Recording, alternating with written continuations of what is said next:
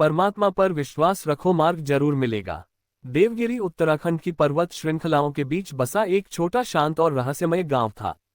यहाँ के लोग साधारण जीवन जीते थे, खेती, पशुपालन और पुरानी परंपराओं का पालन, लेकिन इस गांव को विशेष बनाता था उसका एक प्राचीन रहस्य, एक गुफा जिसे गांव वाले ईश्वर की गुफा कहते थे। कहते हैं सैकड़ों वर्ष पहले एक महात्मा ने इस गुफा में तप किया था और वहीं प्रभु के साक्षात दर्शन प्राप्त किए थे।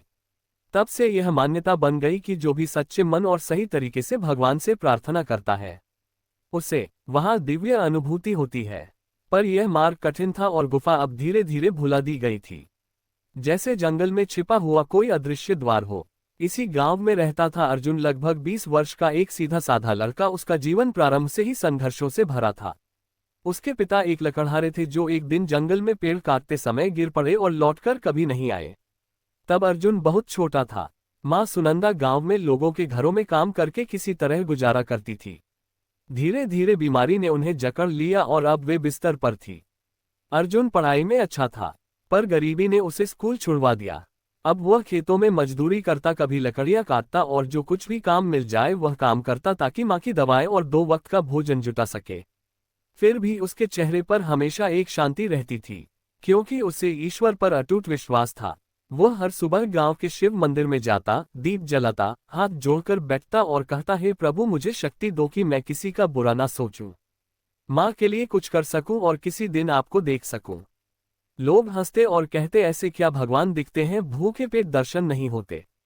एक दिन गांव में चर्चा फैली कि गांव के उत्तरी की पहाड़ियों में एक वृद्ध साधु आए हैं जिनकी आंखों में गहराई है और वाणी में शांति। उन्होंने मंदिर के पीछे पीपल के नीचे डेरा डाला है और कुछ रहस्यमय बातें कर रहे हैं। जिज्ञासा से भरकर अर्जुन वहां गया। सामने एक वृद्ध महात्मा बैठे थे, लंबी सफेद दाढ़ी, सिर पर चोटी, आंखें आधी बंद और होठों पर ओंकार की ध्वनि। आसपास कई ग्रामीण चुपचाप बैठे थे, जैसे उनकी बातों में कोई शक्ति हो। अर्जुन झुककर प्रणाम करता है और पूछता है, हे बाबा क्या भगवान सच में सुनते हैं? बाबा ने आंखें खोली, एक दिव्य चमक थी उन आंखों में। वे बोले, भगवान सुनते हैं, पर क्या तू जानता है कि कैसे मांगना चाहिए? अर्जुन ने सिर हिलाया। नहीं। महात्मा मुस्कुराए, उन्होंने एक गहरी सांस ली और बोले, बेटा अर्जुन, दुनिया में लोग 2 तरह से मांगते हैं। एक जो भगवान को केवल समस्या का समाधान करता मानते हैं, और दूसरे जो भगवान को अपना स्वरूप मानते हैं। पहले वाले डरते हैं, जल्दी में होते हैं, हर समय सौदे करते हैं। दूसरे वाले समर्पित होते हैं, शांत होते हैं और भरोसा रखते हैं। अब तू सोच, भगवान किसकी सुनेगा? अर्जुन ध्यान से सुन रहा था। उसके भीतर जैसे कोई रेखा खींच रही थी। तो क्या मुझे भगवान से मांगना भी सीखना पड़ेगा? हाँ बेटा, महात्मा बोले, जब तू मांगने की विधि समझेगा तब तुझे वह मिलेगा जो तेरे लिए सबसे उचित है।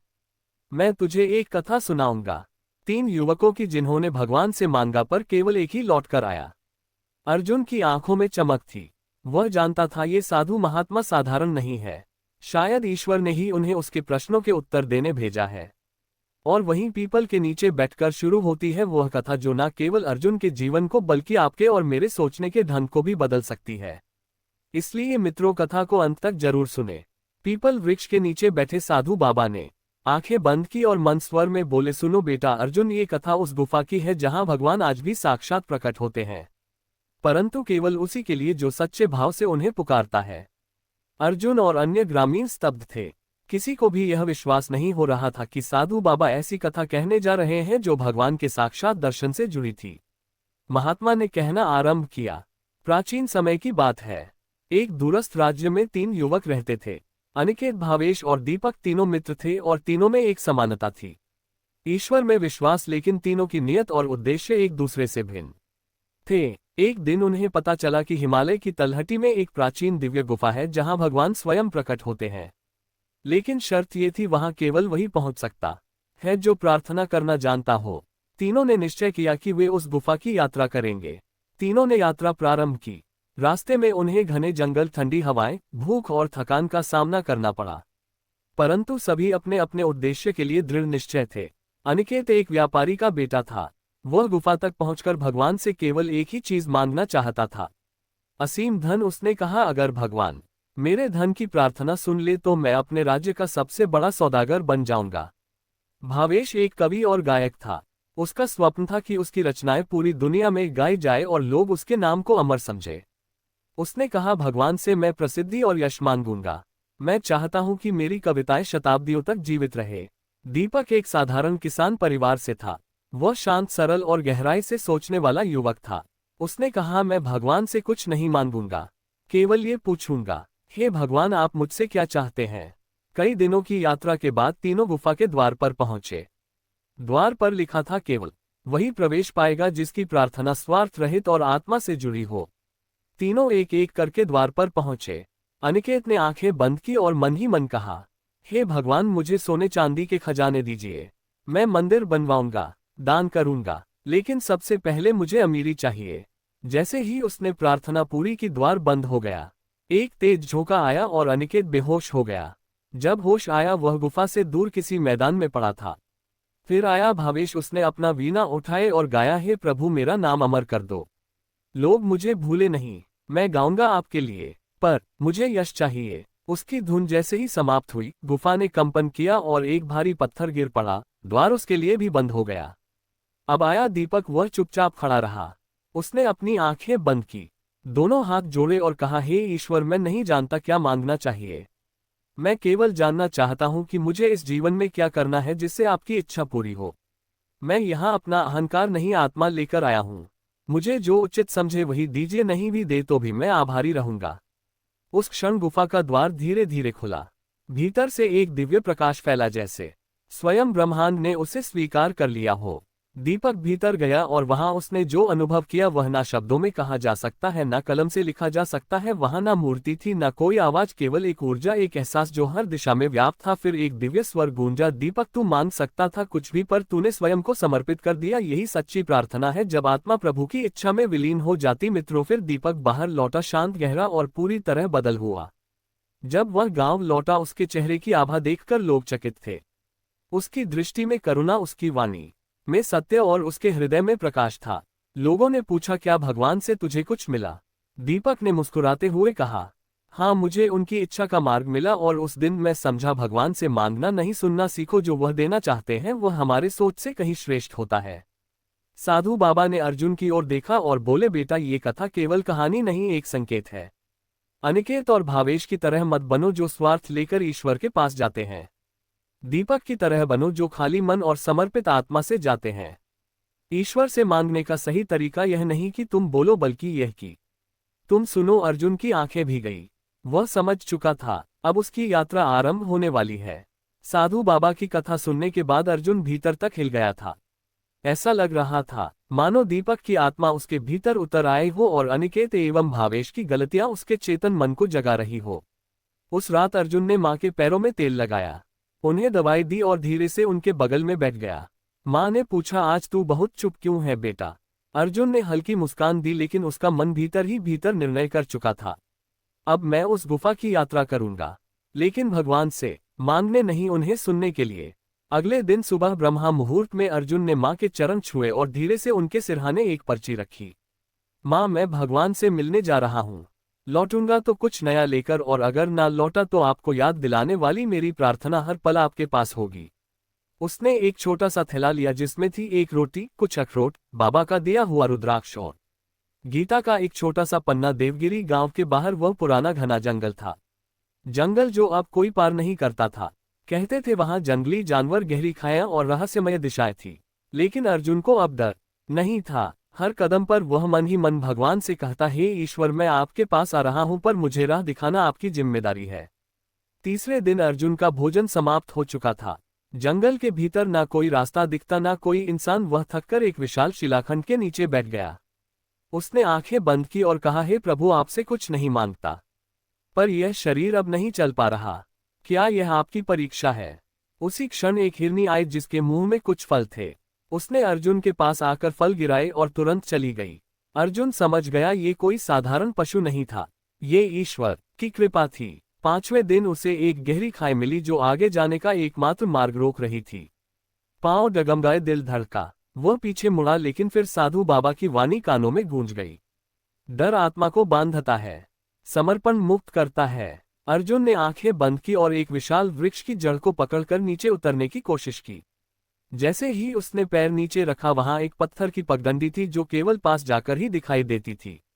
जैसे ईश्वर कह रहे हो, विश्वास रख, मार्ग दिखेगा।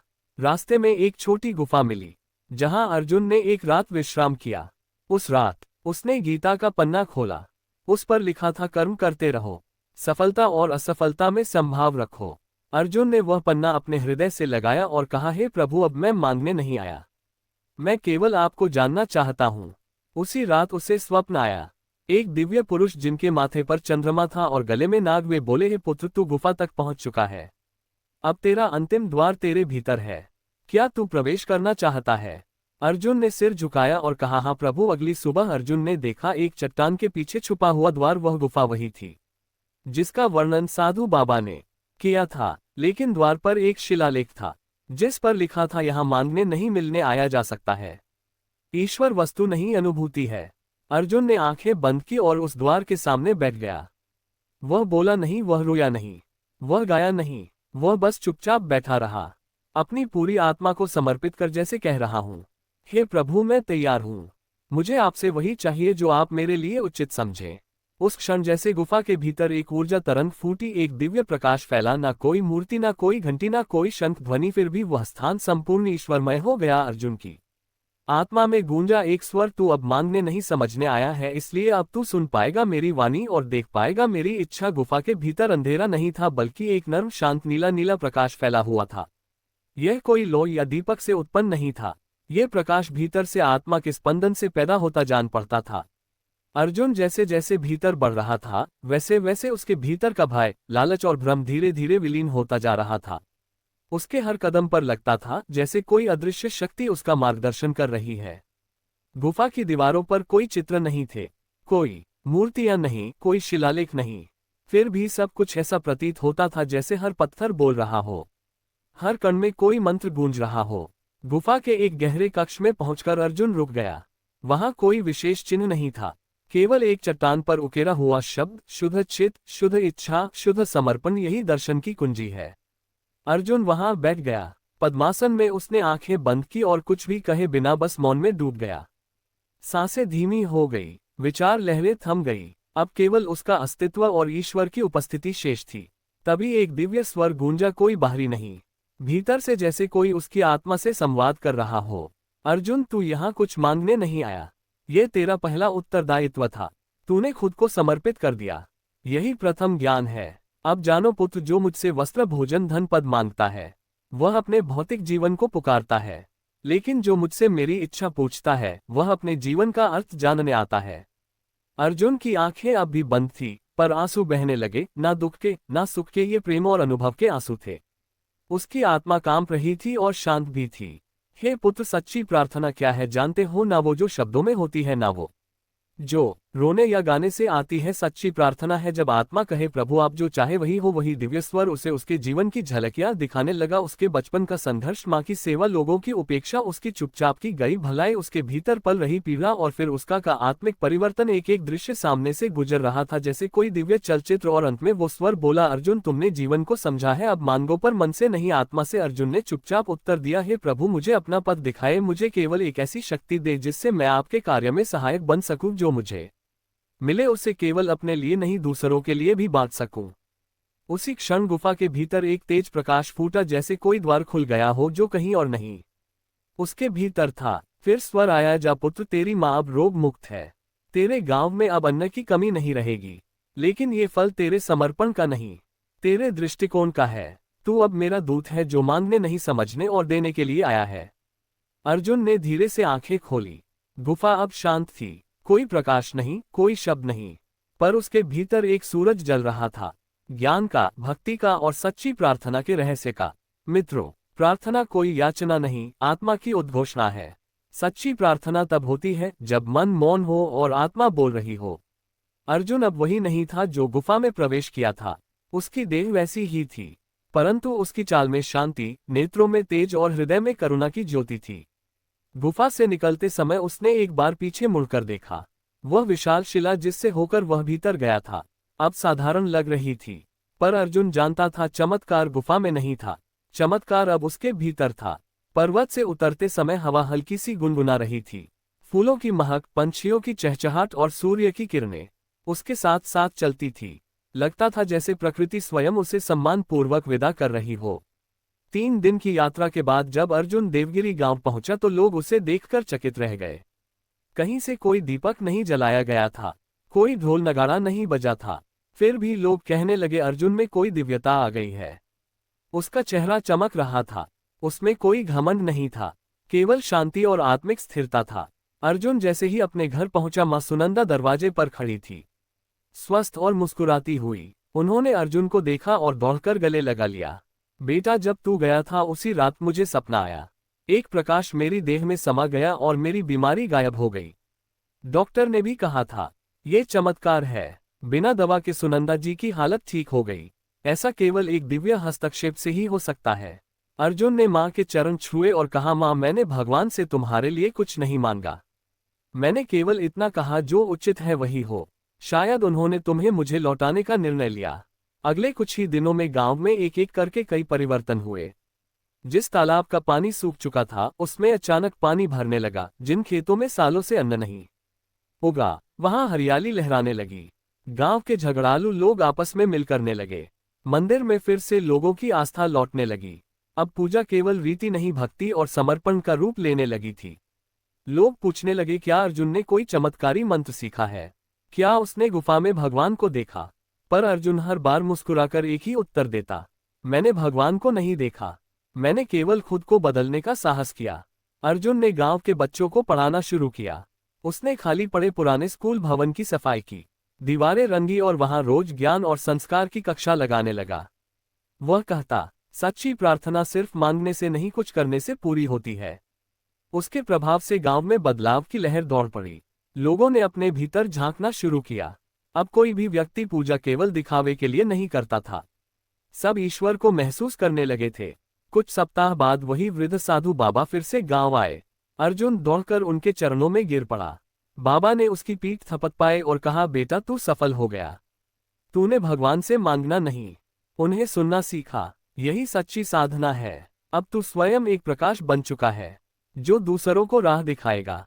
गांव वालों ने साधु बाबा से पूछा, बाबा, क्या अर्जुन को भगवान ने वरदान दिया? साधु बाबा मुस्कुराए और बोले, हाँ, भगवान ने उसे वरदान दिया। दूसरों के जीवन को बदलने की शक्ति, यह सबसे बड़ा वरदान है, क्योंकि यह स्वार्थ नहीं, सेवा से उपजता है। मित्रों, वीडियो कैसी लगी? कमेंट बॉक्स में कमेंट करके जरूर बताएं। वीडियो को लाइक, शेयर करें और हमारे चैनल को सब्सक्राइब करें। धन्यवाद।